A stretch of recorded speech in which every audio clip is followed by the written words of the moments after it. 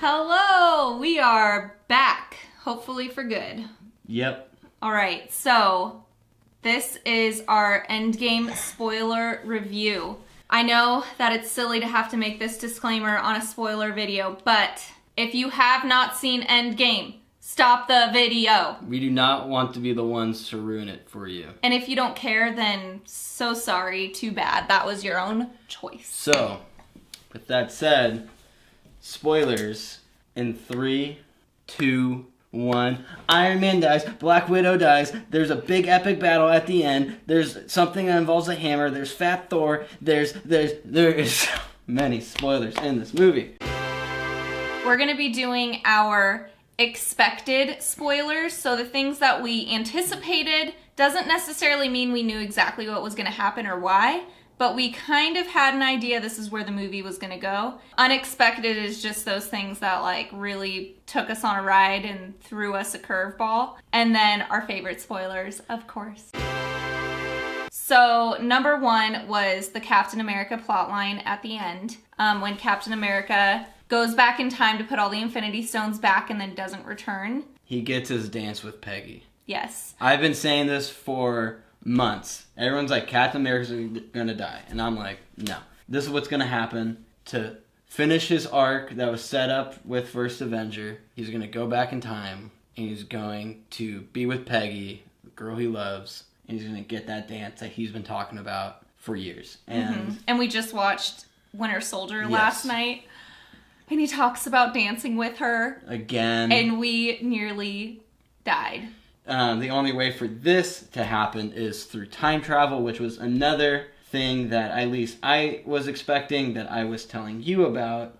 Yeah, I would have never guessed that time travel would have been a part of this movie if he hadn't had brought it up to me. And I had no clue how they were going to use it in the movie. I was absolutely clueless about that, but because of his little, whatever, talking to me about it beforehand, I knew time travel would be somehow incorporated in the movie. Yeah, I knew it was going to be incorporated, but I didn't know how they were going to do it, the specifics behind it. I didn't realize that it was like they were splitting up into teams going into different... That was cool. They basically were going into past Marvel movies to gather the stones. Mm-hmm. And it was those specific parts that really surprised me. But as a whole, I knew going in, I was like, time travel is going to be involved. But the excitement was seeing how they were going to do it and what that was going to do for the rest of the movie. Yeah, super cool. And our last one is, of course, the epic battle at the end between all of the Avengers in one shot and Thanos. So that battle in and of itself was expected, but how we got there and how it happened was not. And we're going to get more into that battle at the end of the video, because if you're watching this, I'm hoping you have seen the movie, because you know that last battle. But there's specific parts of that last battle that we will talk about in our favorite moments. Yes. So let's get to the unexpected. Okay, so here's my unexpected moments that I, for the most part, did not see coming. Number 1, Thanos getting his head chopped off in the first 15 minutes of the movie. I know, you're going to make a nod to Patrick. Good on you. Cool. You're so smart. So anyways, yeah, Thanos getting his head chopped off by Thor. I was just like, wow, okay, so arch nemesis defeated. Like, what in the world is going to happen now? I'm so confused. And leading into that, the reason the next thing confused me was because Thanos got his head chopped off in the first 15 minutes, was that through time travel, Thanos and Gamora were brought back and into the Marvel Universe again, present day, because of time travel. And that blew my mind. I was like, Gamora's alive, but it's her past self, not her present self, and she doesn't remember her love for Peter Quill. Heartbreaking. Set up for Guardians 3? Yeah. The search for Gamora and romancing her. Be a long title. And then the last one, so sad, was Black Widow's death. We already had to deal with Gamora dying this way, in Infinity War, and now we have to deal with Black Widow dying the exact same way for the Soul Stone. Ugh, awful. There's so many sequences to talk about, and so just about that Black Widow death, I guess it was unexpected for me just because it's like, oh, we're getting a Black Widow movie, I think, like next year. They haven't announced a date or anything, but I know we're getting it. And so it wasn't on my radar, but then when you have Hawkeye and Black Widow going there, my thought the whole time is like, well, isn't one of them gonna die if they're like trying to get the Soul Stone? Yeah. And the whole sequence of them fighting each other to basically sacrifice each other was devastating. That was the first moment in the movie that I started getting teary-eyed. Oh my gosh, it's and then great. it just didn't stop from there. Yeah. So for me, one of the things I think I cheered the loudest at, I might have been the only one in the theater cheering as loud as I did, or internally at least, was we got the Fat Thor, which is just great. Fat Thor, I just love him. Bring back Fat Thor. But it wasn't just that. It was the fact that when we go to Fat Thor's house, and who's on the couch playing Fortnite is Korg and Meek from Thor Ragnarok. You weren't internally cheering. I was so happy because I loudly cheering. Korg. I love Korg. He's so funny, and I just love everything about him. And so seeing Korg in this movie, and everyone I've talked to didn't notice this. I guess I just love Korg so much. Korg's in the final battle, like when they're all entering through the portals. I didn't notice. I'll show you next time we see it. Another unexpected moment that was just great, and I didn't even think about this knowing that they were going to do time travel, but was the possibility of one of our heroes running into their past self. And we get a scene with Captain America running into Captain America, and it is incredible. It was funny too, because the old Captain America is super pompous and like, I can defeat anyone. And he's like, I could go all day. And then present day Cap is like, I know. Let's get into some of our favorite moments. What are some of your favorite moments? Okay, so number 1, hands down, was Fat Thor. He looked atrocious. And I never ever thought that I would be unattracted to Chris Hemsworth. We had the gross in that moment, beard and the long hair and like... I guess they all failed, but he had the one shot to kill Thanos in Infinity War, and he missed. And so you see him like dealing with the repercussions of that, and losing like half of his people, losing his brother. He lost his dad, his mom. He's lost everything, and so he's just became a drunk and is playing Fortnite and yelling at kids via Fortnite. And who would have thought you would get that in a movie? So one of my favorite moments. It involves that final battle, and it's been on repeat in my head since I've seen the movie.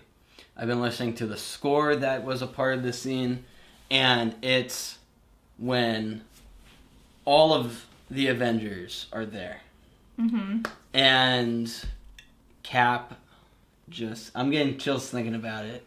Just says Avengers Assemble, and the music picks up, and they charge towards Thanos, and my goodness, I was shaking. I was just like, this is too much. This is overwhelming.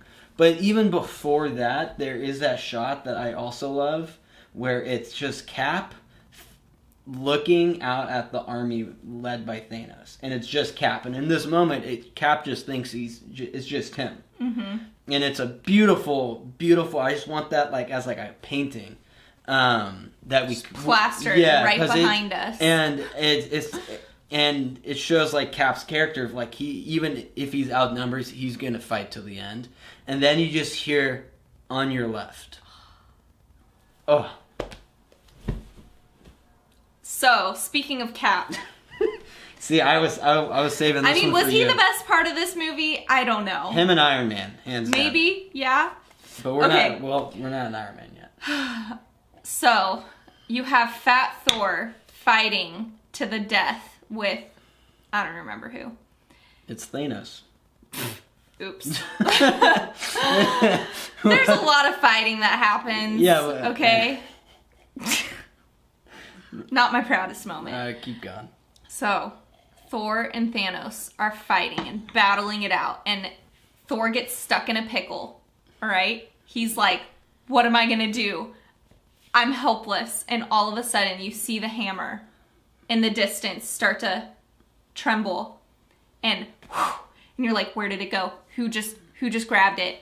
And it pans out to Captain America, and Thor's like, I knew you were worthy. It's so good. And then there's a joke that happens later on where Captain America is holding like the Groot handled Stormbreaker. That one. And Thor is like, no, you take the little one. Well, even when Cap gets it, that was, I think, the loudest the theater like applaud. Oh, it was so epic. good. But it was what Thor said right when it happened, where Thor, he's just like freaking bloodied, and he just looks at Cap, he's like, I knew it. Yeah. And because that's a tie back to Age of Ultron, where Cap was the only one who was able to barely lift the hammer. When they were messing around the table in Iron Man's place or whatever, and Captain America just barely lifts it off the table, and Thor is like, so funny. I wanted to save that whole hammer talk for you because I knew like you want to talk about it. But now I can go back to my Avengers Assemble, because what makes that scene even cooler is Cap says Avengers, and then the hammer flies in his hand. He's like, assemble, and it's just like, yeah, it's so cool. So, another like moment that is Tony Stark dies, as I said in the beginning. Then they have this scene that I didn't know I needed, but it's all the Avengers at Tony Stark's funeral, at his little cabin. You know, with his little chest plate that says proof that Tony Stark has a heart, and it's Tony. I wish I could remember the monologue that was being overplayed during this, because it was just, I just remember in the moment, it's just so overwhelming. Yeah. But it just does, the camera does, it's just one pan, and you see every single Marvel hero. The same ones we just saw assembled for this epic battle are now mourning the loss of the one who started it all, which was Iron Man. And it's perfect. It's absolutely perfect, because you see the one who started it all, you see him die, and now in the movie, it's in the hands now of all these characters. Like, Iron Man's able to go peacefully, knowing that the world and the universe is able to be protected. But even in that movie, it's kind of meta, because the things Tony's saying, I think, also applies to the MCU. It's like Robert Downey Jr. saying his final goodbye. Mm-hmm. And it pans, and you see, like, this is the future of the MCU. You see the remaining heroes, and there's so many. My last favorite moment of this movie was when Thanos had the Iron Man hand with all the Infinity Stones in it, and you're just like, I can't believe they did all of this for nothing. Like, you almost feel a little bit hopeless. But then you see Doctor Strange look at Tony Stark and just go like this. And Tony Stark doesn't miss a beat. In 1 second, you see him fighting with Thanos, and you don't really see what happens in that moment. Mm-hmm. But then Thanos snaps his fingers again, and nothing happens. And he's so confused and perplexed. And you see Tony Stark turn his hand around, and he has all the Infinity Stones in his hand, and snaps his finger, and Thanos' army just vanishing. He's the last one to go. And it's so powerful. And then, of course, you have Tony Stark, who is on the verge of dying. Oh, and then Peter Parker comes and hugs him, and it's just, that was when I literally started crying and having tears rolling down my face. And I was trying so hard to hold it back. I was like, this is a Marvel movie. I was like, I shouldn't be crying right now. It's Marvel.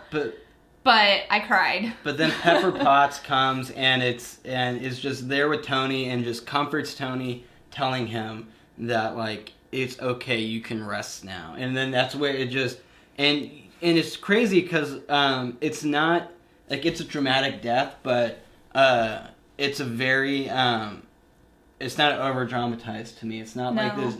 He doesn't have this big monologue. He's just kind of sitting there like speechless. And he goes, and it's like, it's devastating. But I think what I love about it so much is that in Infinity War, Doctor Strange addresses that there's only one way to beat Thanos, and it's Tony Stark. And we don't know what that means. Yeah. We don't know how that's supposed to be fulfilled. And in that moment, we see exactly what it means. Gosh, there's too many things to talk about in this movie that I just loved it. When I walked out, it took me like a night to process it because it is so much. I was processing it so much that I literally had a dream the night that I watched it about. I definitely told you this. I was like, I dreamed about it. I don't remember that. So there's a lot more we can talk about. At the end of the day, it's just something that I can't picture happening again on this scale, with this much buildup, and the fact that they were able to nail it the way they did. My hat's off to them, and I'm excited and curious to see where the MCU goes after this. But to me, this movie solidified my love for these movies because when they're good, they're good. And I really look forward to Asgardians of the Galaxy 3. I'm hoping. Volume 3, The Search for Gamora and Romancing Her. Look, that whole title, Thor. It's going to go above our TV. That it's going to replace the original Guardians poster. I swear if Thor isn't in the next Guardians, they messed up big time. Thor needs to be in it because they set it up Thor in the is movie. an official Guardians of the Galaxy now. They set it up in the movie. I was like, mwah, that's delicious. It's I love it. So, all this talking of this movie really makes me want to go see it again. You know what? It's about time for us to leave anyway to go to our next showing. So, we gotta Round 2. Peace out and get out of here. So, break.